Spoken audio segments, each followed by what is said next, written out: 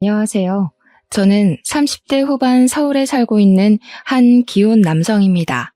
인생이 행복하면 세상이 분홍색으로 보인다고 하던데, 그 문학적인 말이 요즘 따라 무슨 뜻인지 알 것 같이 느껴지네요. 너무 행복한 시간을 보내고 있는 현재. 이런 행복을 맞기까지 달려온 속상한 사연들이 있어서 사연을 써보게 되었습니다. 제가 얼굴에 흉이 있어서 사람들의 시선을 잘 받는 편인데요. 혹시라도 저 같은 분들이 계시다면 제 사연을 듣고 기운을 내셨으면 해서 적어보기도 합니다. 편안한 마음으로 들어봐 주세요. 저는 폐가 안 좋아서 호흡기 질환을 앓고 있습니다. 선천적인 건 아니고요. 사실 중학생 때 어떤 일 때문에 사고를 당해서 생긴 병환이에요. 그때가 아직도 생생히 기억나는데 중간고사를 앞두고 학교를 일찍 마친 후 집에서 공부를 하고 있었습니다. 근데 열어둔 창문으로 무슨 탄 냄새가 솔솔 들어왔어요. 알고 보니 윗집에서 불이 난 거더라고요. 부모님이 집에 안 계시고 저만 있었는데 그 냄새를 맡자마자 심상치 않은 불길이라 생각을 했고 빨리 도망치려고 집을 나섰습니다. 비상구 계단으로 뛰어가려는데 그 순간 위층에서 아이의 울음소리가 들렸어요. 솔직히 망설이지 않았다면 거짓말입니다. 하지만 학교에서 배운 도덕 때문인지 그 나이에는 정말 어른이라면 상상도 하지 못했을 용기가 생겨서 문득 저만이 그 아이를 구할 수 있다는 생각에 사로잡혔었어요. 그래서 한 10초 고민하다가 위층으로 뛰어 올라갔습니다. 위층에는 제가 있는 아래층보다 훨씬 검은 연기로 가득했어요. 불길의 근원지가 잘 보이지 않았을 정도였습니다. 그 와중에도 저는 아이 울음소리만 찾아서 자세를 낮춰 기어갔고 열린 현관문 앞에 주저앉아서 기침을 하고 있는 아이를 발견했어요. 아이는 숨이 넘어갈 듯 울면서 기침을 했습니다. 저는 서둘러 그 아이를 안고서 비상구로 돌아갔어요. 당시 제 눈에 보인 건 아이밖에 없었기 때문에 아이 부모가 집안에 있었는지 어디 있었는지 모르고 그냥 나와버렸습니다. 다행히 아이 부모님은 소방관으로부터 구조가 되어서 실려 나왔어요. 연기 때문에 질식만 했지 숨은 붙어 있었습니다. 그날 저는 5살 아이를 구했다는 것에 소방관들과 이웃들에게 엄청 칭찬을 받았고 뜻하지 않게 시민상도 수여를 받았어요. 사람을 구한 건 기쁜 일이었지만 역시 무모한 짓에는 대가가 따르는 법인가 봐요. 제가 그날 연기 속을 그냥 뛰어드는 탓에 폐가 많이 손상되어서 호흡기 질환이 생겨버렸어요. 이마에도 화상으로 인한 영구적인 흉터가 생기고 말았고요. 근데 그 흉터가 좀 보기 흉해서 저는 항상 앞머리를 좀 길게 내리고 다녔습니다. 하지만 후회한 적은 없었어요. 그래도 한 생명을 구한 셈이잖아요. 아이도 구했고 아이가 무사히 부모 품에 돌아갔고 아이 부모도 탈없이 깨어났고 다 괜찮았는데 한 가지 예상치 못한 문제가 있었어요. 바로 그 아이의 부모 되는 사람들의 문제였죠. 딱히 그 집에 감사 인사를 바란 건 아니었지만 그래도 우리는 이웃이고 제가 아이의 목숨을 살린 것이니 솔직히 아이 부모님께서 인사를 올 줄 알았습니다. 이건 사실 저희 부모님 생각이었으나 저 또한 부모님이 그렇게 말씀하시니 아이의 부모님의 태도가 좀 아쉽기는 하더군요. 심지어 부모님은 제가 다치기까지 해서 더 화를 내셨는데 거기다가 아이 부모님께서 다 탄 집을 복구해놓고 바로 이사를 가버렸어요. 그 이후로 그 집은 쭉 비어 있었습니다. 저희도 그 집이 이사 갔다는 걸 소문 들어서 알게 되었어요. 그때는 제가 그저 괜찮다며 부모님 마음을 애써 달래놨었는데 그 사람들이 도망가면서부터 그게 다 무용지물이 되어버린 셈이었습니다. 부모님은 그때부터 사람들이 화제 얘기만 꺼내면 대놓고 그 아이 부모님을 욕했어요. 그리고 제게도 한 번씩 나무라셨습니다. 사람들이 어쩜 그렇게 매정하다니? 누가 보상을 바란 건 아니지만 감사 인사하는 게 그리 어렵나? 목에 금태라도 둘렀다니? 나 참 어처구니가 없어서 이 아파트가 불경하다는 듯이 홀라당 떠나버린 게 너무 우습지 않아? 이래서 착한 사람들만 호구된다는 거야. 아유, 속 터져. 엄마, 난 괜찮아. 이미 지난 일이고 또 그 집에선 기억하기 싫은 트라우마일 거잖아. 일부러 우리한테 나쁜 마음 보이고 싶어서 그런 건 아닐 거니까 우리가 이해하자. 그럼에도 부모님은 그 사람들이 도망치듯 달아난 걸 재수없어 했어요. 말했다시피 보상 욕구가 아니라 아무래도 제 얼굴에 난 상처를 볼 때마다 속상하신 것 같았습니다.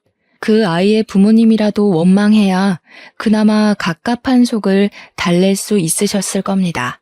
그럴 때마다 저는 늘 부모님 앞에서 괜찮은 척을 했어요. 저라도 씩씩해야 부모님께서 속상한 마음을 빨리 털어낼 수 있지 않을까 싶었거든요.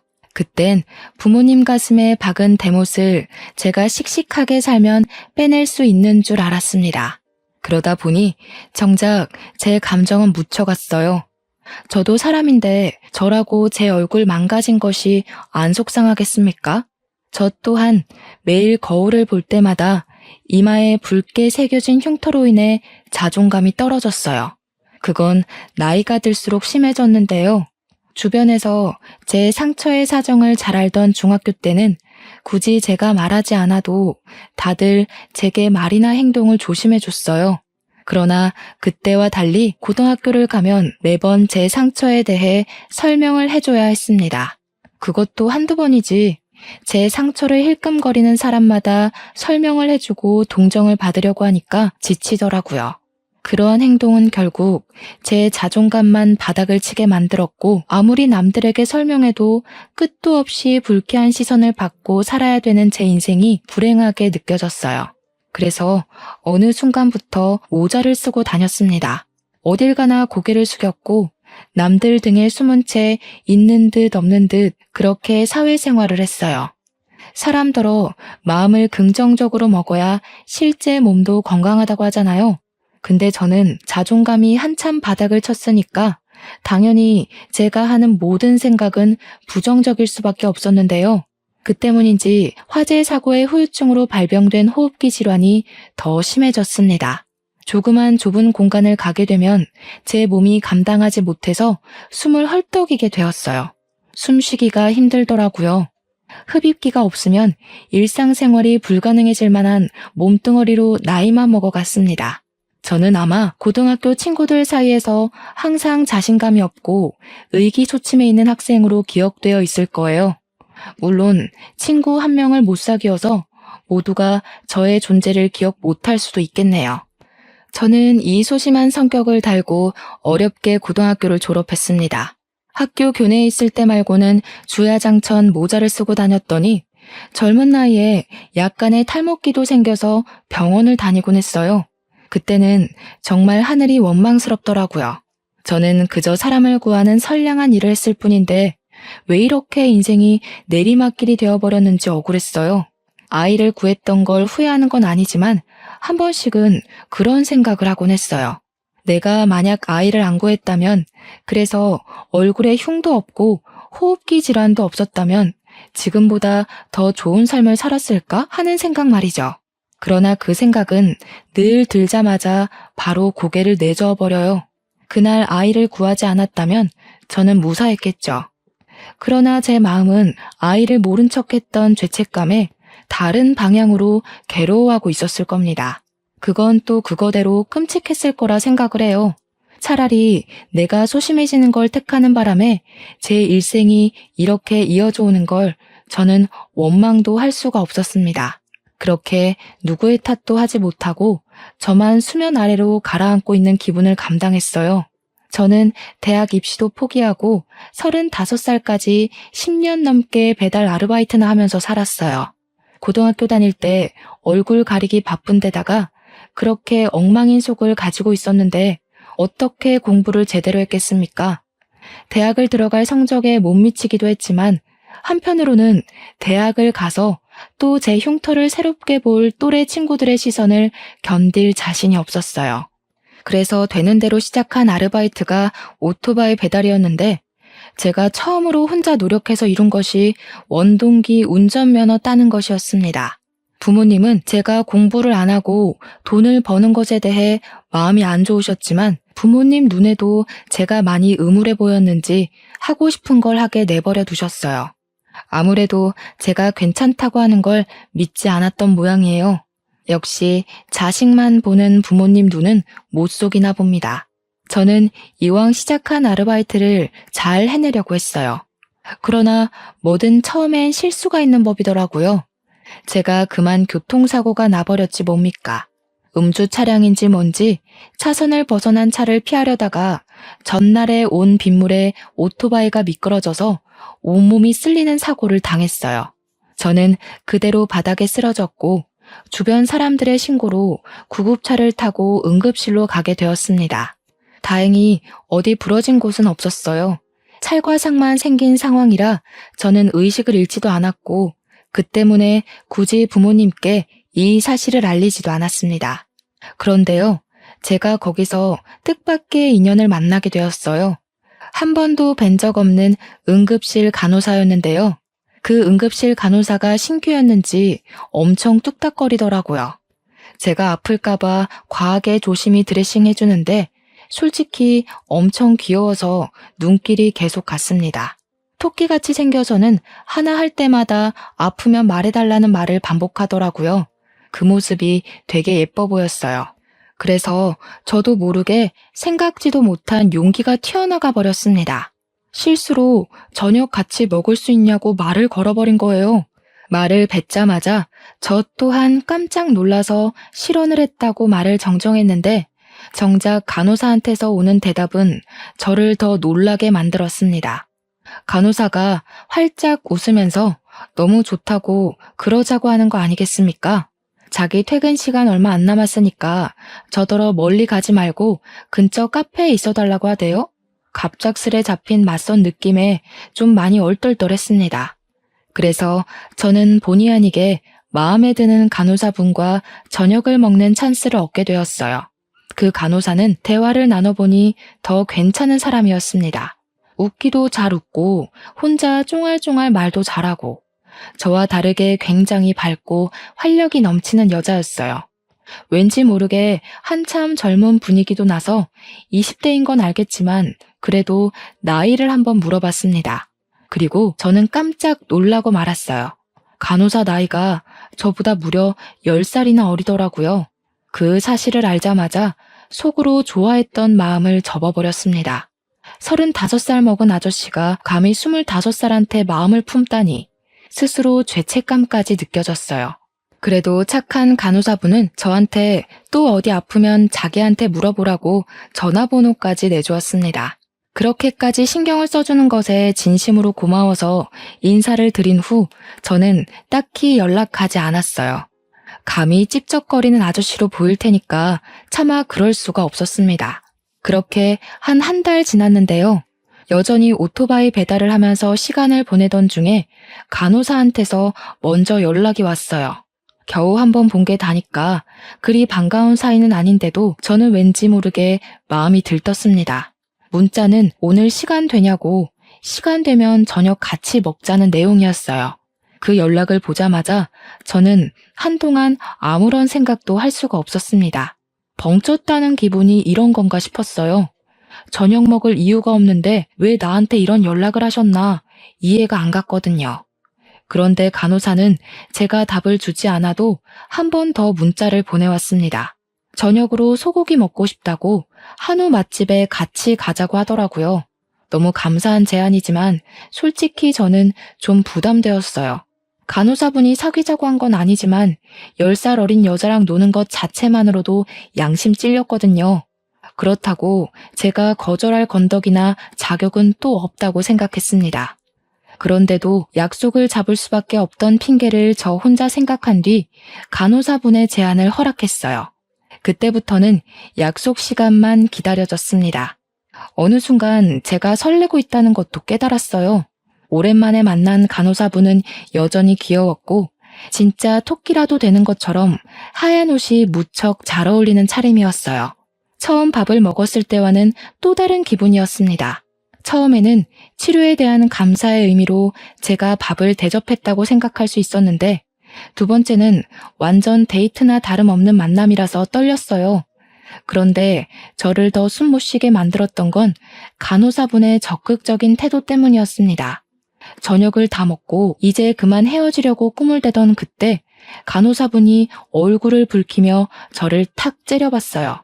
다짜고짜 저한테 눈치 없다고 볼멘 소리를 하더라고요.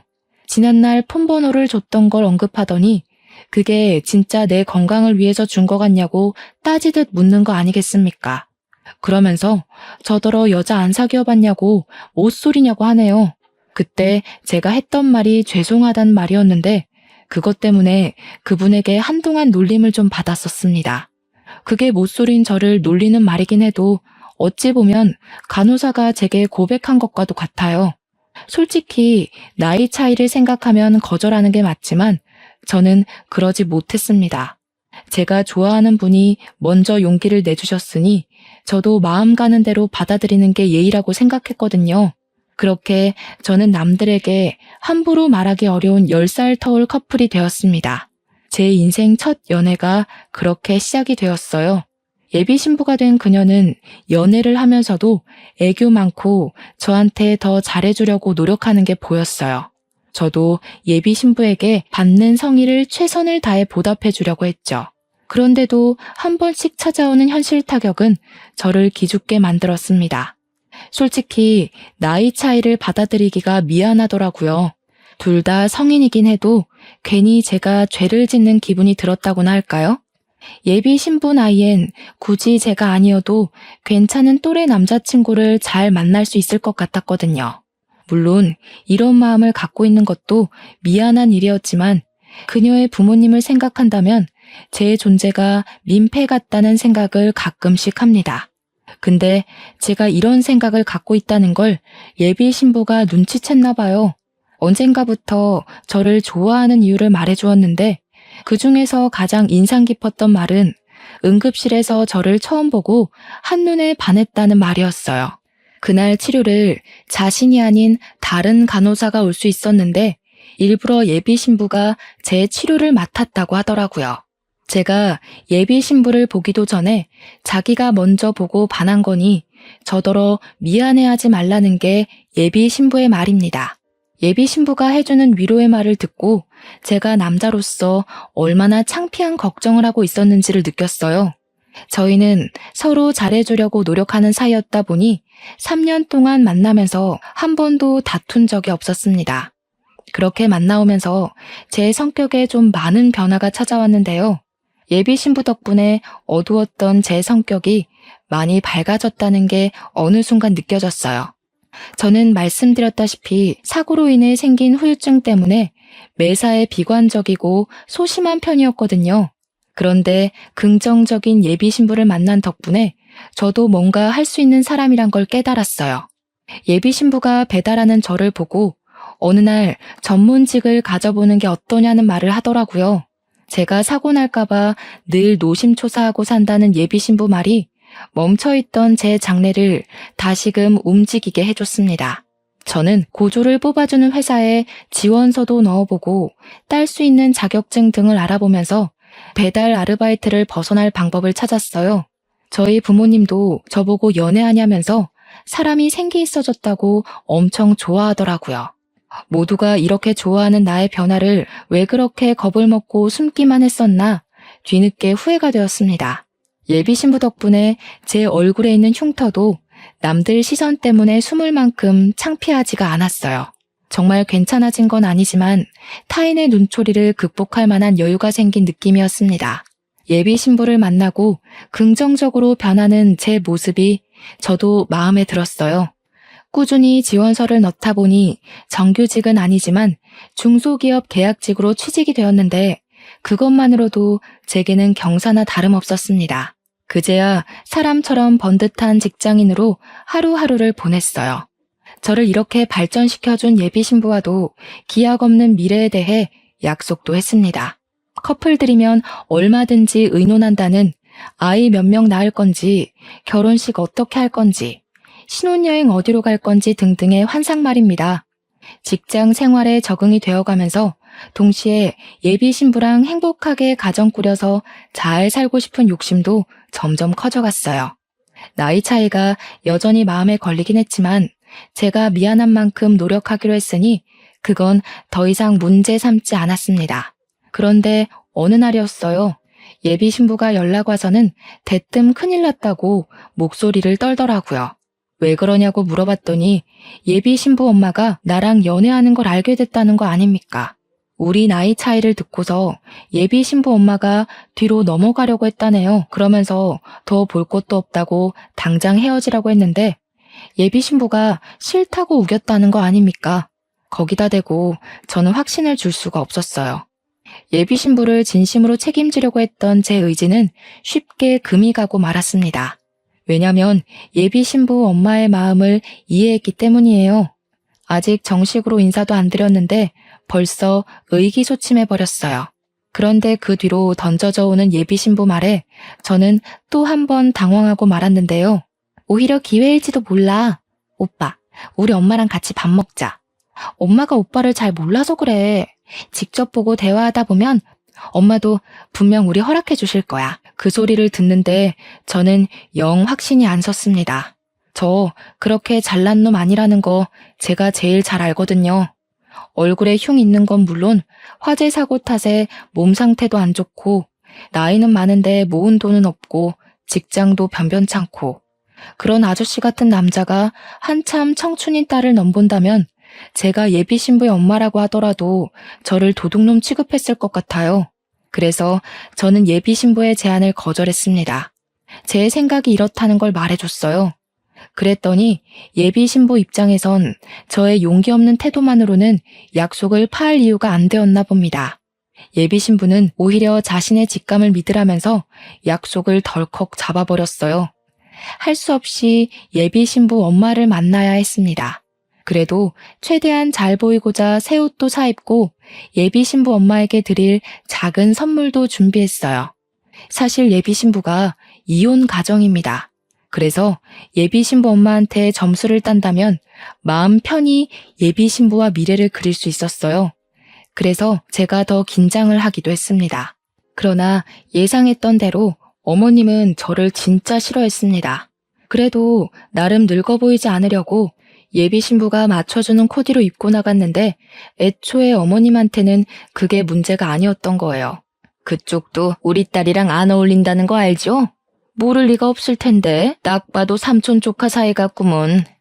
가볍게 만나는 것까진 간섭 안 할 테니까 결혼은 당연히 안 된다는 거 알아요?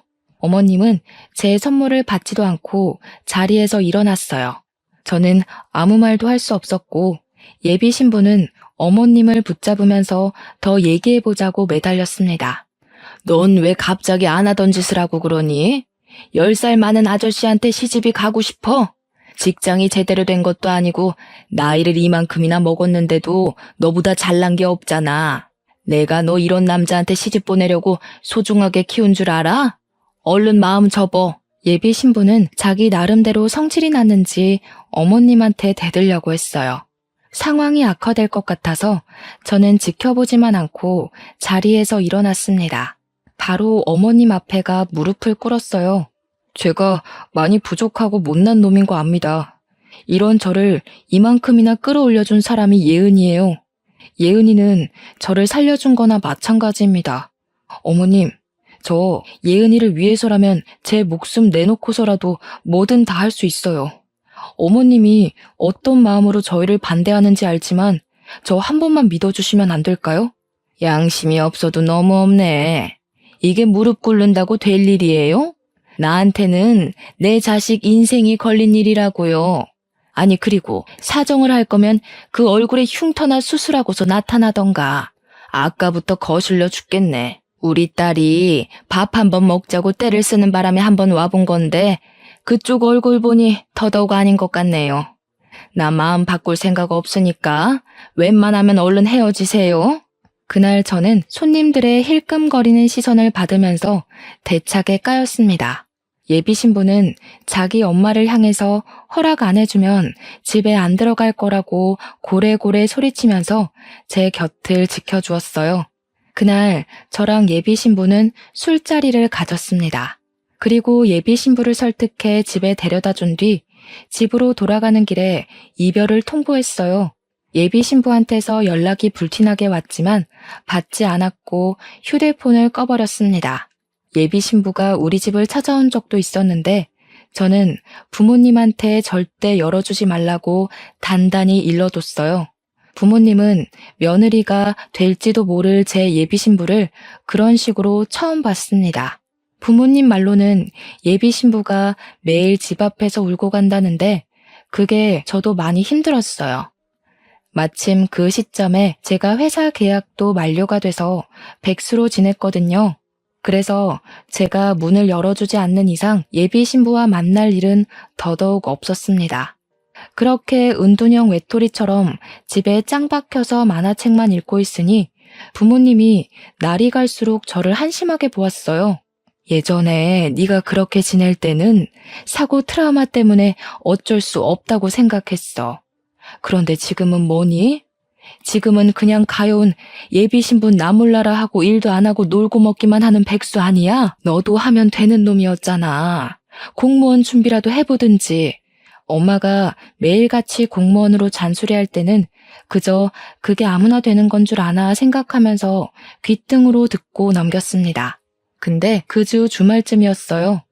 여전히 제 전화기를 괴롭히고 있던 예비 신부의 문자가 왔었는데요. 평소엔 읽고 무시하면서 가슴앓이를 했었습니다. 그러나 그날 온 연락만큼은 무시할 수가 없더라고요. 예비 신부 하는 말이 자기 엄마가 그랬는데 제가 공무원같이 안정적인 직장이 있으면 저와 예비 신부의 관계를 결혼까지 허락해준다고 했다는 거 아닙니까? 그러면서 예비 신부가 자기를 위해서 한 번만 노력해줄 수는 없냐고 마지막 애원을 짜내서 보낸 문자였어요. 그때부터 저는 다시 희망을 갖고 바로 다음날 공무원 시험 준비에 돌입했습니다. 예비 신부한테 답장도 해줬어요. 공무원 합격하면 그때 당당하게 만나겠다고 당장은 만남을 미뤘습니다. 그렇게 9개월 동안 정말 앞만 보고 달렸어요. 제가 공무원 한다고 하니까 부모님이 적극적으로 지원해 주셨습니다. 덕분에 9개월 만에 9급 공무원 합격이란 영광을 얻게 되었어요. 우리 엄마가 엄청 좋아하더라고요. 거 보라면서 하면 되는 거 아니냐고 말이죠. 기쁜 건 저도 마찬가지지만 엄마한테 한 가지 미안한 게 있었는데 사실 제가 이 공부를 예비 신부 때문에 한 거잖아요. 본의 아니게 찬물을 끼얹은 셈이었지만 말했습니다. 엄마, 사실 예비 신부가 시켜서 공무원 공부 시작한 거야. 미안해. 엄마 아들 진짜 호구 같지? 아이고, 부모보다 예비 신부가 더 좋냐? 도대체 얼마나 대단한 아가씨길래 그래? 얼굴은 참 앳되고 예쁘게 생겼던데 결혼할 거니? 그럼 빨리 좀 소개해줘. 보니까 너 못지않게 아가씨도 우리 아들 많이 좋아해주는 것 같은데. 어쨌든 엄마는 며느리로 합격이다. 부모도 못 바꿔놓은 너를 변화시켰으니 당연히 합격이지. 오, 고마워. 근데 있잖아. 엄마도 나를 도둑놈이라 생각할지도 모르겠는데 사실 예비 신부가 나보다 10살 어려. 어머, 뭐? 우와, 우리 아들 능력이 그렇게나 좋았어? 도대체 어디서 그렇게 예쁘고 참한 아가씨를 꼬셨대? 우리 아들도 이 엄마한텐 물가에 내놓은 애 같은데 그 아가씨는 완전 아기 같겠다. 엄마가 딸이 너무 갖고 싶었거든. 너무 기대된다. 언제 밥 먹을까? 제 얘기를 들은 엄마는 좀처럼 들뜬 마음을 감추지 못했어요. 10살 차이라고 말해줘도 별로 놀라는 기색도 없었습니다. 아무래도 10살 어린 배우자 집안이 좀 더 타격이 크겠죠. 아무튼 그래서 예비 신부와 재회를 하자마자 얼떨결에 저희 집 인사 날짜도 정해버렸습니다. 부모님한테 예비 신부를 인사시켜 주었어요. 그랬더니 엄마가 상상 이상으로 예비 신부를 너무 좋아해줘서 제가 다 민망했습니다. 그럼에도 말릴 수 없었던 건 예비 신부 또한 저희 부모님을 너무 좋아해줬기 때문이었어요. 양쪽 다 초면인데도 예비 신부는 마치 우리 집에 몇 번 와본 사람처럼 해맑게 부모님 뒤를 쫓아다녔습니다. 그런 예비 신부가 너무 사랑스러웠는지 엄마는 끝내 파격적인 제시를 했어요. 예은이가 우리 집 식구만 돼주면 이 엄마가 집도 바로 해줄 수 있어. 너희 아직 집 살 만한 돈 못 모았잖아. 합가는 불편하니까 꿈도 꾸지 말고 신혼 분위기 제대로 즐기게 바로 분가해라. 좀 당황스러워서 저도 모르게 엄마가 무슨 돈이 있어서 집을 해준다고 하냐고 조용히 물었는데요. 제가 몰랐던 사실이 하나 있더라고요. 엄마가 외할아버지한테 받은 아파트가 있는데 여태 그걸 월세 주면서 갖고 있었대요. 계약 기간 끝나면 저희더러 들어가서 살라고 하대요. 너무 좋아요, 어머님. 그 아파트 정말 비싼 곳 아니에요? 저희 집 평편으로도 감히 꿈도 못 꾸는데 정말 감사합니다. 제가 남편복, 시댁복을 단단히 타고났네요. 저는 저도 몰랐던 엄마 재산을 알고서 벙쪄있느라 잠시 아무 말도 못했습니다. 그 와중에 예비 신부는 너무 좋아하면서 빨리 결혼하고 싶다고 하는데 그걸 보니까 솔직히 저도 결혼이 막 기다려지더라고요. 그래도 아직 한 가지 걱정되는 건 예비 신부 엄마였어요. 혹시 내가 공무원 못 해낼 거라 생각해서 예비 신부랑 영영 떼어놓으려고 그런 제안을 한 건 아닌가 싶었거든요. 그게 맞는다면 분명 다른 이유를 다시 대서라도 끝까지 저랑 예비 신부를 반대할 거라 생각했어요. 그러나 저의 이런 생각 또한 착각이었습니다. 어머님은 뱉은 말에 책임을 지시는 분인지 제가 공무원 합격했다고 하니까 상견례를 하자고 하더라고요. 그때 이미 저랑 예비 신부는 이제 다 되었다고 생각을 했어요. 그래서 기쁜 마음으로 날짜 잡고 양가 집안이 만날 한정식 집을 예약했습니다. 이제 어머님은 제게 장모님이나 다름없었어요. 오랜만에 만난 예비 장모님은 저희 집안과 대화하는 내내 표정이 그리 밝지 않았습니다. 왠지 모르게 예비 장모님이 뭐 하나 터뜨릴 것 같이 불안한 아우라를 풍겼어요. 아니나 다를까 예비 장모님이 결국 상견례 자리에서 실수를 하고 마는데요. 다들 알 거라 생각하지만 혹시나 해서 한 번 더 말할게요. 딸 가진 입장에서 10살이나 많은 사위 얻게 돼서 참 마음이 안 좋아요. 그래도 사돈 쪽에서 대출 하나 없이 집 해온다고 했으니 그것 때문에 허락해주는 겁니다. 쥐뿔도 없었으면 끝까지 반대했을 거라는 거 알았으면 해서요. 이쯤이면 부모님도 제가 환영받지 못했던 사위라는 걸 단번에 알았을 겁니다. 그 말을 듣고 저는 저희 부모님께 참 면목이 없었습니다. 내가 못나서 내 부모님까지 욕먹게 하는구나 싶었어요. 예비 신부가 뒤늦게 예비 장모님을 말렸지만 그건 이미 찬물 끼얹은 분위기를 더 얼게 만드는 일밖에 안 되었어요. 저는 차마 부모님을 볼 수가 없어서 고개를 들지 못했습니다. 그때였어요. 엄마가 제법 차분한 목소리로 예비 장모님의 실언을 가볍게 받아쳤습니다. 알죠. 저도 딸은 없지만 딸 가진 부모 입장에서 얼마나 아깝겠어요. 근데 세상에 아깝지 않은 자식이 어디 있겠습니까? 제 입장에선 며느리 될 아이가 너무 이쁘긴 하지만 저도 제 아들 보내는 거 당연히 아까워요. 제가 얼마나 애지중지 키웠다고요. 그러니까 사부인도 이왕 결혼 허락하기로 마음 먹었으면 서로 잘 지내보도록 노력합시다. 엄마 말에 예비 장모님도 뭔가를 느꼈는지 아무 말이 없었습니다. 조용히 고개만 끄덕이셨어요. 그런데도 예비 장모님은 계속 제가 마음에 안 들었나 봐요.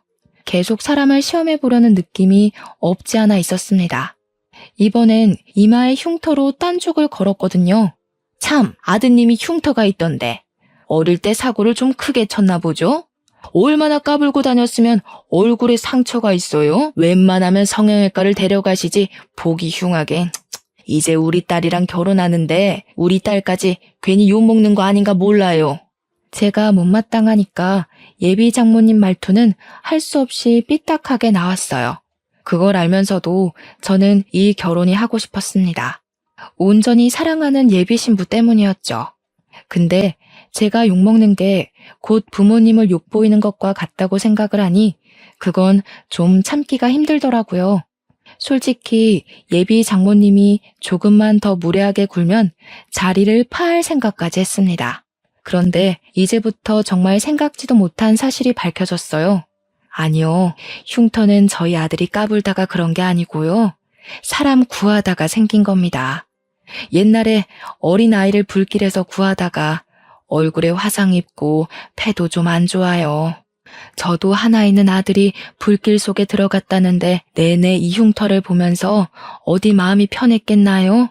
그래도 한 생명을 구하고 생긴 영광의 상처인데 사돈이 좀 좋게 봐주셨으면 좋겠네요. 엄마는 무례한 예비 장모님 앞에서 끝까지 교양을 잃지 않았습니다. 그런 엄마를 생각해서라도 저 또한 최대한 참고 있었는데 그 순간 예비 장모님이 손에 들고 있던 젓가락을 떨어뜨렸어요. 엄청 사색이 된 얼굴로 당황하더라고요. 그러면서 저희 엄마한테 묻는 말이 그 사고가 났던 아파트가 어디 아파트였냐고 묻는 거 아닙니까? 그래서 엄마가 말해줬어요. 현재는 이사를 가고 다른 곳에 살고 있다는 것까지요. 그러니까 예비 장모님이 이제 손까지 떨면서 입을 막더라고요.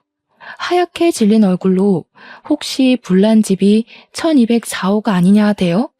그 당시 불난집 호수는 아파트 주민 전체에게 소문이 났었기 때문에 잊을 수가 없는 숫자였어요. 저랑 엄마는 그 집 호수를 어떻게 아냐고 되레 예비 장모님한테 물었습니다. 어머나 세상에, 어떻게 이런 일이 있을 수가 있어? 그 집이 우리 집이었어요. 우리 애 살려준 사람이 웬 어린 소년이었다고 했는데 그게 설마 김서방 자네였던 거야? 아이고야 세상에, 이게 무슨 일이야?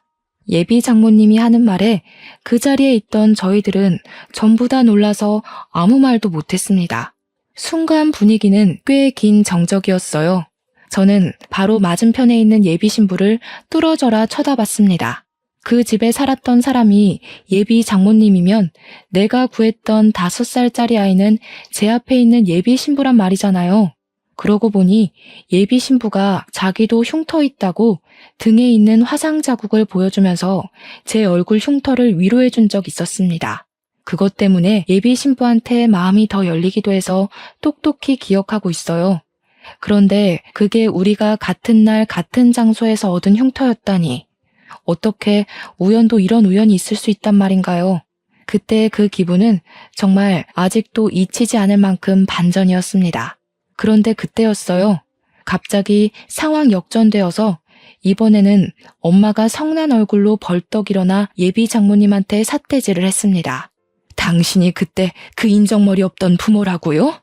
내 아들이 영구적인 손상을 입고도 그쪽한테 사과나 감사 인사 못 받아서 얼마나 억울했는데 그쪽은 겨우 집 복구만 해놓고 홀라당 가버린 게 어딨습니까?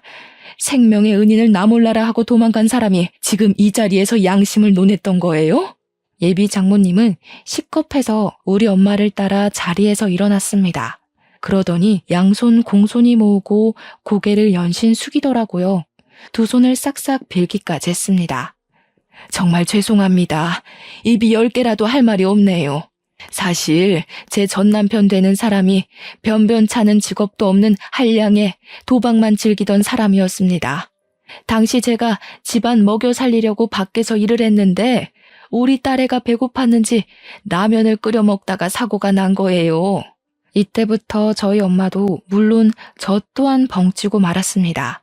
그리고 사고에 대해 자세한 경위도 몰랐던 예비 신부 또한 저희 집처럼 놀란 얼굴을 하고 있었어요. 듣자 하니 그랬습니다. 예비 장모님은 그날 전 남편이 딸과 함께 있는 줄 알았다고 했어요. 마침 예비 장모님이 퇴근하고 귀가를 하던 시간이었는데 문 열고 들어가자마자 집안에는 이미 자욱한 연기가 가득했고 딸 울음소리밖에 안 들렸답니다. 놀란 예비 장모님은 식겁해서 죽을 힘을 다해 집에 있는 딸을 찾아 다시 현관 밖으로 내달렸는데 한쪽에 쓰러졌던 전 남편을 밟는 바람에 그만 넘어지게 되었고 끝까지 나서지 못하고 기절을 해버렸다고 해요. 그 덕에 어찌어찌 기어나온 5살짜리 어린애만 울면서 문 밖에 덩그러니 앉아 있었던 겁니다. 그걸 제가 뒤늦게 뛰어올라가 발견했던 거고요. 나중에 발견된 사실인데 예비 장모님 전 남편은 도박장 다니느라 바깥 출입이 많았대요. 불이 났던 그날은 도박 때문에 돈을 다 잃고 집에 와서 술만 진탕 먹다가 술 취해 잠들어 있었답니다. 전 남편이 돈을 빌리고 못 갚은 빚이 많았는데 하필 그때 사채업자들이 집까지 찾아오는 바람에 도망치느라 인사를 못 드렸어요. 정말 죄송합니다. 단 한순간도 제 딸 구해준 아드님의 도움을 잊어본 적이 없어요. 이건 정말 진심입니다. 믿어주세요, 사모님. 예비 장모님은 아주 당연하다는 듯 저희 엄마를 사모님이라고 부르기 시작했습니다. 그것에 좀 당황한 엄마는 뒤늦게 사과를 받더라도 사과만 받으면 마음을 풀 생각이었대요. 그런데 갑자기 사모님 소리를 하며 굽신거리는 자세로 나오니까 엄마가 되레 예비 장모님을 진정시키는 꼴이 되어버렸습니다. 아이고, 그런 사정이 있는 줄 몰랐네요. 사정이 여의치 않아서 인사를 못했을 텐데 제가 참 생각이 짧았습니다. 제 아들이 그 사고 때문에 많이 힘들어해서 저도 많이 예민했어요. 괜찮습니다. 그리고 사모님 소리는 하지 마세요. 사돈 될 사이에 사모님이 뭐예요? 아유, 당연히 사모님이죠. 저한테는 제 딸밖에 없어서 제 딸 목숨이 곧 제 목숨이거든요. 제가 저를 살린 은인 집안을 알아보지 못했네요.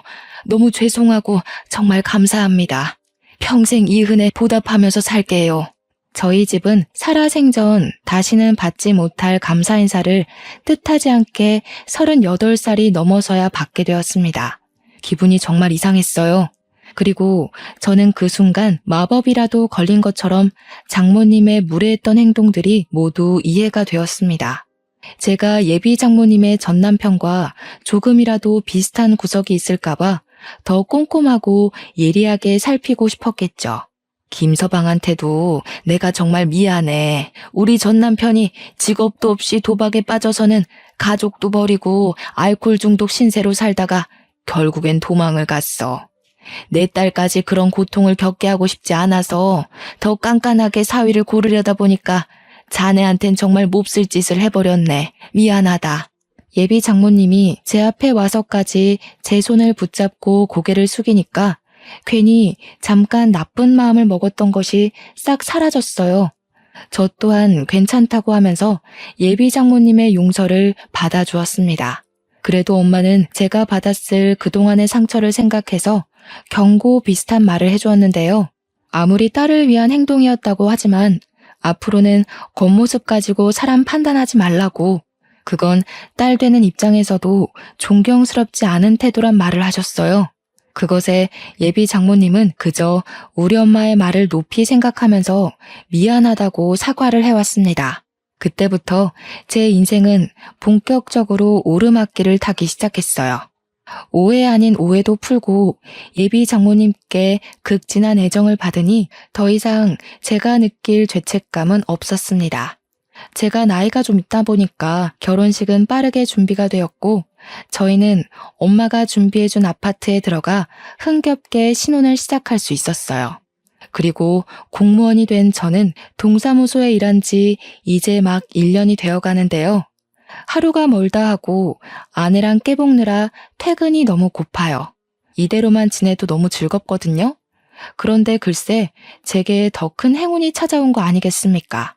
바로 어제 우리 예쁜 아내가 저 퇴근하고 오자마자 수줍게 무언가를 내밀더라고요. 눈 감고 받으라 하길래 시키는 대로 했더니 글쎄 그게 뭔 줄 아시나요? 두 줄이 그어진 임신 테스트기랑 초음파 사진이지 뭡니까? 이제 5주 됐다네요. 아내와 처음 연애하게 된 순간도 제게 손꼽을 만큼 행복한 일인데 새 생명이 찾아온 현재도 정말 말 못하게 행복합니다. 이렇게 행복해도 되나 싶을 만큼 말이죠. 제 인생이 참 어두울 뻔했잖아요. 그런 저의 세상을 환하게 밝혀준 아내를 만나서 매사에 하늘에 감사하고 있어요. 어릴 때 제가 구한 그 5살짜리 꼬마 아가씨랑 결혼까지 한 기막힌 우연을 여러분께 들려드리고자 사연을 신청해 봤습니다. 어떻게 들으셨는지 모르겠지만 축복해 주시길 바래요. 저도 아내도 서로가 서로의 세상을 지켜주며 행복하게 잘 살겠습니다. 아, 우리 꼬물이도 함께 말이에요. 다들 행복하세요.